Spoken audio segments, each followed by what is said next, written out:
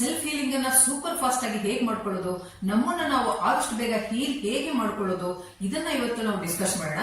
ಇವತ್ತಿನ ವಿಡಿಯೋದಲ್ಲಿ ನಮ್ಮನ್ನ ನಾವು ಹೇಗೆ ಹೀಲ್ ಮಾಡ್ಕೊಳ್ಳೋದು ಅನ್ನೋದನ್ನ ನೋಡೋಣ. ಸೆಲ್ಫ್ ಹೀಲಿಂಗ್ ಅಲ್ಲಿ ತುಂಬಾ ಇಂಪಾರ್ಟೆಂಟ್ ಒಂದು ಟಾಪಿಕ್ಸ್ ಗಳು ಯಾವ್ದಾದಿದೆ ಅದ್ರ ಬಗ್ಗೆ ನಾವು ಇವತ್ತು ಡಿಸ್ಕಸ್ ಮಾಡೋಣ. ಮೊದಲನೇದಾಗಿ ಅರ್ಥ ಮಾಡ್ಕೊಳ್ಳಿ, just love yourself dear.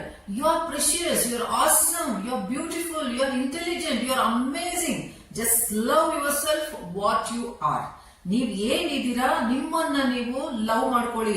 ನಿಜವಾಗ್ಲೂ ನೀವು ಪ್ರೆಷಿಯಸ್, ನಿಮ್ಮ ಲೈಫ್ ಅಲ್ಲಿ ನೀವು ನಿಜವಾಗ್ಲೂ ಪ್ರೆಷಿಯಸ್.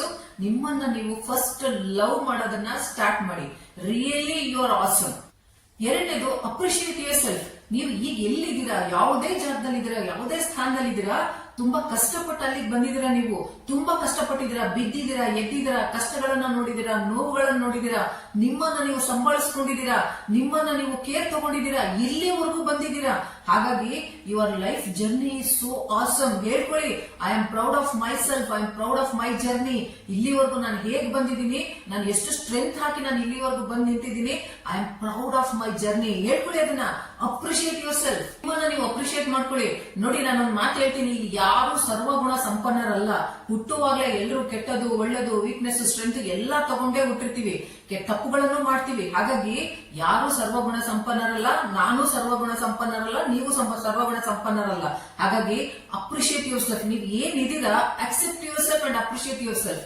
ಇಲ್ಲಿವರೆಗೂ ನೀವು ಬಂದಿದ್ದೀರಲ್ಲ, ಅದೇ ನಿಮ್ಮ ದೊಡ್ಡ ಸಾಧನೆ. ಹಾಗಾಗಿ ಅಪ್ರಿಶಿಯೇಟ್ ಯುವರ್ ಸೆಲ್ಫ್. ಅಂದ್ರೆ ಪ್ರತಿಯೊಬ್ಬ ಮನುಷ್ಯನಲ್ಲೂ ಒಳ್ಳೇದಿರುತ್ತೆ, ಕೆಟ್ಟದಿರುತ್ತೆ. ಹಾಗಾಗಿ ಕೆಟ್ಟದನ್ನ ನಾವು ಬಿಡ್ತಾ ಹೋಗೋಣ, ಒಳ್ಳೆದನ್ನ ಜಾಸ್ತಿ ಮಾಡ್ತಾ ಹೋಗೋಣ. ನಾವು ಕೆಟ್ಟದನ್ನ ಇಷ್ಟು ದಿನ ನಾವು ತಪ್ಪುಗಳನ್ನ ಮಾಡಿದ್ರೆ ಅದನ್ನ ಬಿಟ್ಟು ಬಿಡೋಣ. ನಮ್ಮ ಒಳ್ಳೆತನ ನಾವು ಬೆಳೆಸ್ಕೊಂಡು ಹೋಗೋಣ. ನಮ್ಮ ನ್ಯೂನತೆಗಳನ್ನ ನಾವು ಸರಿಪಡಿಸ್ಕೋಬೇಕು. ನಮ್ಮ ಸ್ಟ್ರೆಂತ್ ಏನಿದೆ ಅದನ್ನ ಇನ್ನ ಜಾಸ್ತಿ ಮಾಡ್ಕೋಬೇಕು. ಹಾಗಾದಾಗ you start appreciating your self.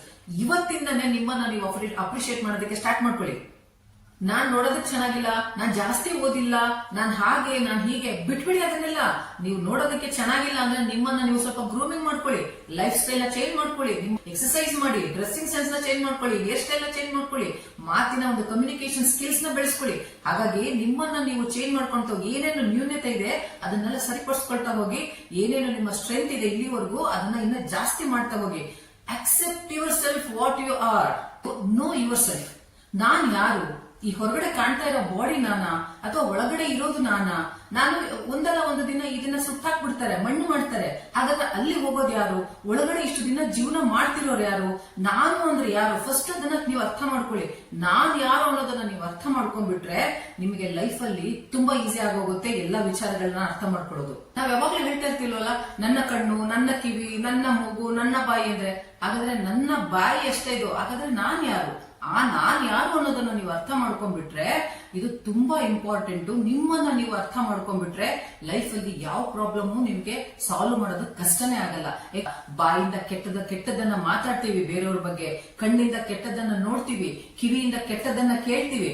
ಆದ್ರೆ ಅದನ್ನೆಲ್ಲ ಬಿಡ್ತಾ ಬಂದ್ರೆ ಅದು ನಿಮ್ಗೆ 100% ನೀವ್ ಯಾರು ಅನ್ನೋದು ನಿಮ್ಗೆ ಅರ್ಥ ಆಗ್ತಾ ಹೋಗುತ್ತೆ. ಹಾಗಾಗಿ ನಾನ್ ಯಾರು ಅನ್ನೋದನ್ನ ಅರ್ಥ ಮಾಡ್ಕೊಳ್ಳೋದು ತುಂಬಾ ತುಂಬಾ ತುಂಬಾ ಇಂಪಾರ್ಟೆಂಟ್. ನಾನ್ ಯಾರು ಅನ್ನೋದನ್ನ ಅರ್ಥ ಮಾಡ್ಕೊಂಡ್ಬಿಟ್ರೆ ಅರ್ಧ ಕಾಯಿಲೆ ಅಲ್ಲೇ ಹೊರಟೋಯ್ತು.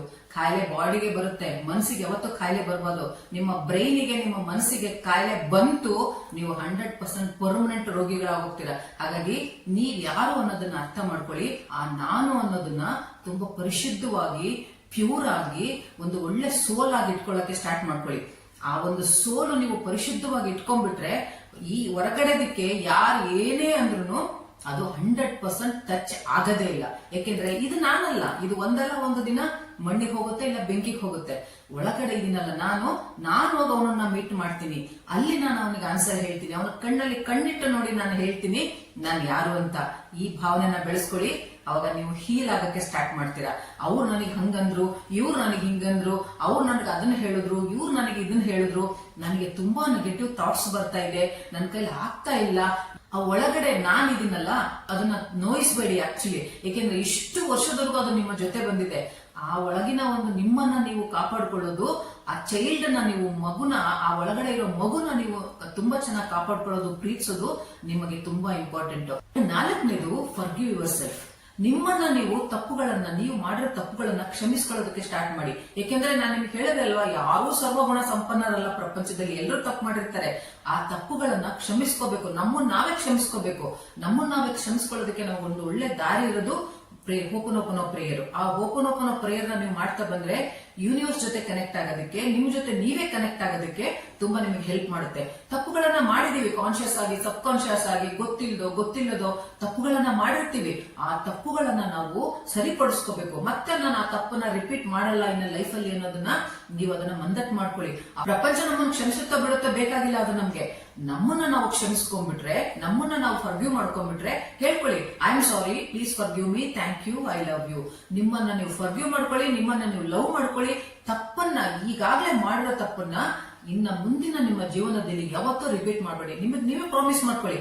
ಹಾಗಾಗಿ ನಿಮ್ಮ ತಪ್ಪುಗಳನ್ನ ನೀವು ಕ್ಷಮಿಸ್ಕೊಂಡ್ಬಿಟ್ರೆ, ನಿಮ್ಮನ್ನ ನೀವು ಫರ್ಗ್ಯೂ ಮಾಡ್ಕೊಂಡ್ರೆ, ನಿಮ್ಮನ್ನ ನೀವು ಲವ್ ಮಾಡಕ್ ಸ್ಟಾರ್ಟ್ ಮಾಡಿದ್ರೆ, ನೀವು ಹೀಲ್ ಆಗೋದಕ್ಕೆ ಸ್ಟಾರ್ಟ್ ಮಾಡ್ತೀರಾ. ಎಂತಹ ಒಂದು ನೋವಿದ್ರು ಕೂಡ ನಿಮಗೆ ಹೀಲ್ ಆಗೋದಕ್ಕೆ ಇಮ್ಮಿಡಿಯೇಟ್ ಆಗಿ ಸ್ಟಾರ್ಟ್ ಮಾಡ್ಕೊಳ್ತೀರಾ. ಮಾರ್ನಿಂಗ್ ಮೆಡಿಟೇಷನ್ ಸ್ಟಾರ್ಟ್ ಮಾಡ್ಕೊಳ್ಳಿ, ಲೈಟ್ ವಾಕ್ ಸ್ಟಾರ್ಟ್ ಮಾಡ್ಕೊಳ್ಳಿ, ಲೈಟ್ ಒಂದು ಎಕ್ಸರ್ಸೈಸ್ ನ ಸ್ಟಾರ್ಟ್ ಮಾಡ್ಕೊಳ್ಳಿ, ಯೋಗಾಭ್ಯಾಸ ಮಾಡಿ, ಒಳ್ಳೊಳ್ಳೆ ಪುಸ್ತಕಗಳನ್ನ ಓದೋದಕ್ಕೆ ಸ್ಟಾರ್ಟ್ ಮಾಡಿ, ಬ್ರೈನ್ ಮ್ಯಾಪಿಂಗ್ ಬಗ್ಗೆ ಕಲ್ತ್ಕೊಳ್ಳಿ. ಹೀಗೆ ನೀವು ಚಿಕ್ಕ ಒಂದು ಕೆಲಸಗಳನ್ನ ಬದಲಾವಣೆ ಮಾಡ್ಕೊಂಡ್ ಬಂದ್ರೆ, ಹೇಗೆ ನಾವು ಆಯುರ್ವೇದಿಕ್ ಅಲ್ಲಿ ಚಿಕ್ಕ ಮಾತ್ರೆಗಳನ್ನ ತಗೊಂಡು ಇಷ್ಟು ದೊಡ್ಡ ಬಾಡಿನ ನಾವು ಹೀಲ್ ಮಾಡ್ಕೊಳ್ತೀವಲ್ವಾ, ಹಾಗೆ ಹೀಗೆ ಚಿಕ್ಕ ಒಂದು ಬದಲಾವಣೆಗಳಿಂದ ಡೈಲಿ ಬೇಸಿಸ್ ಮೇಲೆ ಮಾಡುವಂತ ಒಂದು ಈ ಅಭ್ಯಾಸಗಳಿಂದ, ಸಣ್ಣ ಅಭ್ಯಾಸಗಳಿಂದ ದೊಡ್ಡ ರಿಸಲ್ಟ್ಸ್ ಗಳು ಬರ್ತಾ ಹೋಗುತ್ತೆ. ಯಾಕೆಂದ್ರೆ ನಾನು ನಿಮ್ಗೆ ಹೇಳಿದೀನಿ, ಯಾರು ಸರ್ವಗುಣ ಸಂಪನ್ನರಲ್ಲ. ಇಲ್ಲಿ ತಪ್ಪು ಮಾಡ್ದಲೇ ಇರೋರು ಯಾರೂ ಇಲ್ಲ, ಕ್ಷಮಿಸ್ದಲೇ ಇರೋರು ಪ್ರಪಂಚದಲ್ಲಿ ಯಾರು ಇಲ್ಲ.